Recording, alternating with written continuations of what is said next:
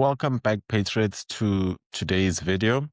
Wanted to say it's about 4 a.m. where I am, because I'm actually traveling. Right, so it's about 4 a.m. by the time of recording. So I'm very tired. But for you guys, I've got to make a video. It's something I've committed to, which is to sharing the truth. So please, please, please share this video far and wide.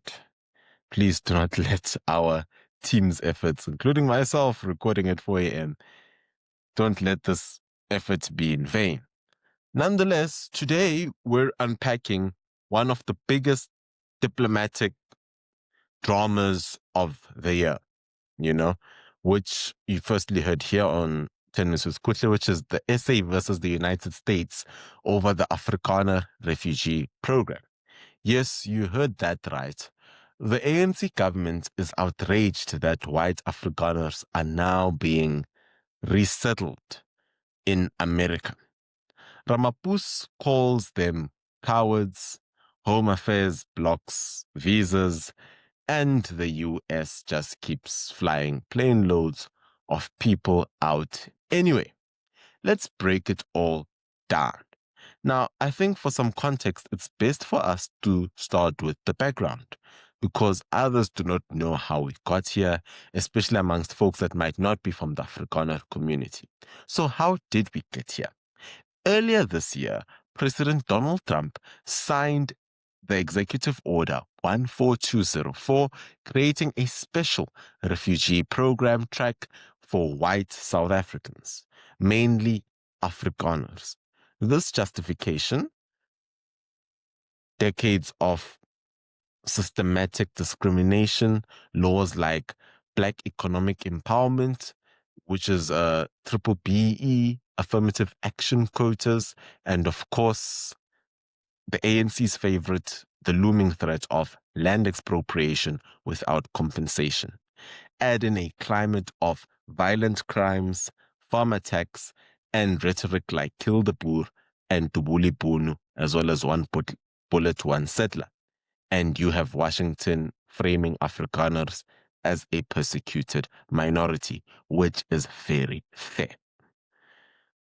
Because, nothing screams persecution like trying to run a farm in a country where the government is debating whether or not they can just take it from you for free. It's no secret that expropriation without compensation is actually theft. You cannot take people's things for free. Now, let's look into the statistics. So here's the kicker. This refugee program didn't come out of nowhere. Afrikaners have been leaving South Africa for decades now, since 1994 to be exact. More than 1 million white South Africans, most of them being Afrikaner, have left or rather immigrated for better or greener pastures. Think about that. A quarter of the white population gone in just 30 years to countries like Australia, New Zealand, Canada, the United Kingdom, and yes, of course, our very own Uncle Sam, United States, have already absorbed waves of Afrikaner professionals such as farmers, skilled workers in areas such as accounting, engineering, and medicine. Australia's Department of Immigration revealed that South Africans were among the top 5 source countries for skilled migration visas. In Canada, Afrikaners have formed entire farming communities in provinces such as Saskatchewan, and let's not forget the thousands who moved to Namibia after independence. The truth is, Afrikaners have been voting with their feet for decades. The refugee program just formalizes what was already happening quietly. Now, just, but sure, Cyril they're just cowards. That's what Cyril says. Cyril calls Afrikaners cowards. 1 million cowards who took their skills, taxes, and businesses with them, leaving you with Eskom and potholes. The funny thing is Cyril calls Afrikaners cowards when a large chunk of his tax revenue comes from Afrikaners. This year, the process went official. In May, 49 Afrikaners boarded a U.S. government chartered plane and landed in Texas to American flags and speeches about freedom. I know some argue it's 59. I've heard it before. By July, about 90 have been resettled. Reports suggest as many as 50,000 Afrikaners are actually interested and actually qualify under the program. Applications skyrocketed after Trump's announcement. And here's the best part. The US even debated whether mixed race Afrikaners speaking, such as, colored families, should be included. That debate alone sent Pretoria into a meltdown. Shocking that Pretoria care about the same colors that they have left in jeopardy. So Ramaphosa's response, he called the refugees cowards, abandoning their homeland during national building. Translation is, how dare you leave before we finish bleeding you dry? We still need to collect more taxes from you. Otherwise, how will we keep on stealing? Now, let me tell you how the government is planning to block this or to manage this program. So, to manage the flood of applications, firstly, the United States tried outsourcing the refugee processing through the Refugee Support Center in Nairobi. And it also links back to South Africa. So, listen carefully. They requested visas for 30 Kenyan nationals to work in South Africa temporarily. We need to highlight, which is an easy solution, right? But wrong, because Home Affairs flatly denied the visas. Their excuse is that it would undermine South African jobs. Which jobs, you fucking clowns? Which is hilarious because the very same refugee processing organization had just retrenched more than 100 South African workers. Listen to that. The ANC government was less worried about jobs and more worried about optics. Kenyans processing Afrikaner refugees on South African soil. Embarrassing. So, unemployed locals blocked Kenyans and Afrikaners fleeing to America. That's what we call a triple play in ANC governance. Everybody loses. The only winner is Ramaphosa. So, ladies and gentlemen, this is just a deeper understanding as to how this program is being blocked. Now, I would also like to remind you that the South African government is also relooking at, number one, its asylum seeker and its immigration policies that it has signed with the UN. Now, I don't know if I can post those documents up. I just need to check if I'm allowed to do that firstly. But they are relooking at it, and there is a serious challenge that is being put on the American embassy about this program. And like I said, it links back to the Kenyans because the American embassy has basically said, listen, the organization that we're using in South Africa, which is pretty much the only organization you could, in a way, use, is undersourced because, well, you guys retrenched people. Last year, you retrenched South Africans. So we are planning as America to bring in Kenyans, right? To do the job. And the South African government says, no, we won't give you guys visas. And while we're doing that, we will try and send a trade deal to, Donald Trump, and hopefully he agrees. I don't know which world the ANC lives in, but doesn't make sense to me. It's like me saying to you, oh gosh, man, please, please, please, can you buy me something to eat? And while I'm saying, can you buy me something to eat? I steal your fridge. Will you still buy me the food? No. So I don't know ANC's cognitive thinking. How does it process? How does it go? I don't know. Maybe if you know how it works, please comment below.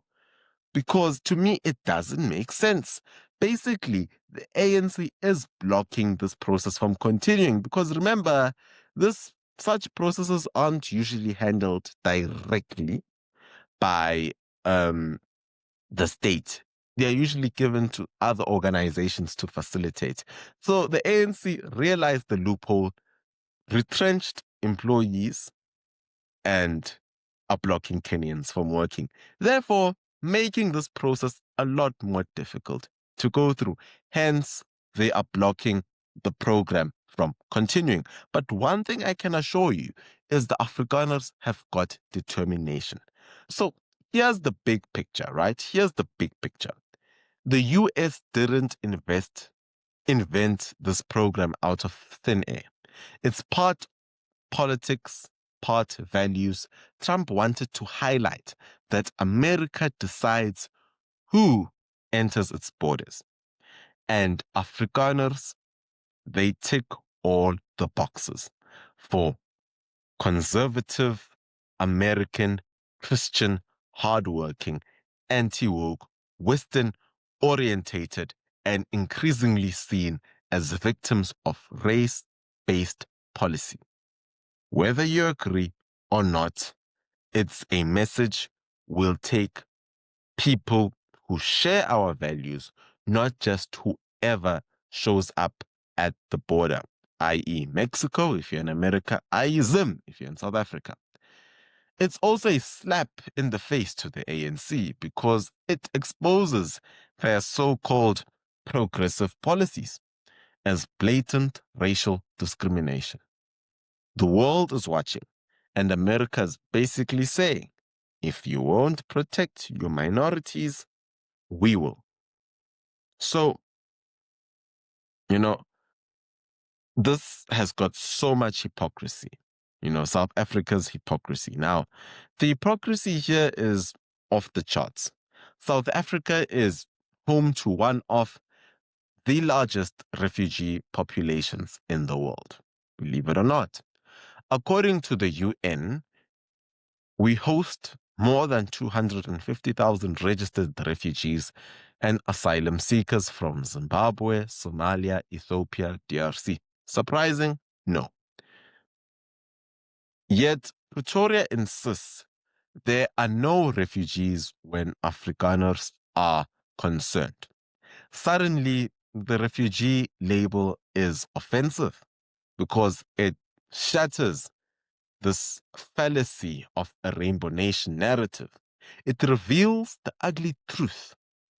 Minorities here can feel endangered too. And it's not only the Afrikaners, that's including the Indians and Coloureds. And instead of fixing real issues such as farm murders, job discrimination, crime, the ANC does what it always does: deny, deny, deny, and deflect. It blames the US for political meddling while people keep packing their bags. So,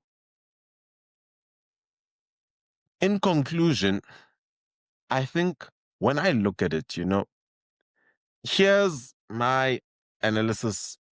The Afrikaner refugee program is proof that the ANC has failed. You can call it propaganda, you can call it politics, but 1 million people have already left since 1994. Now, America has turned into an official pathway. That's not just brain drain. That's an indictment of a government that drove out some of its most skilled citizens.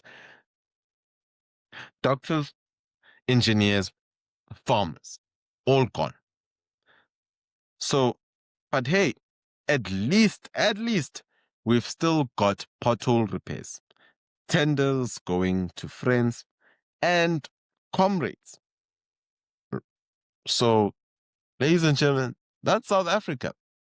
So here's where we stand as we speak. Afrikaners are leaving in droves. America's rolling out the red carpet. Kenya got dragged in and slapped away. And South Africa still in denial. Ramaphosa can shout, but he can't stop people from leaving. And the world sees it for what it is, a failed government trying to hide its mess behind slogans. Here's the takeaway: if 1 million people already voted with their feet since 1994, what makes you think another 50,000 won't? Ramaphosa can block visas, but he can't block reality. And that reality is simple. When people don't feel safe, they leave. And America, not the ANC, is the one opening the door. Ladies and gentlemen, if you enjoy the content we share here on 10 Minutes with Kuhle, please do consider signing up for membership. It's as cheap as 20 Rand. It helps to keep the lights going. As well as you can subscribe to the channel if you can't support by signing up for membership. Don't forget to like, share, and subscribe. As well as you can buy me a coffee by sending a super chat in the comments below. Ladies and gentlemen, till next time, keep safe, stay blessed. Shabbat Shalom.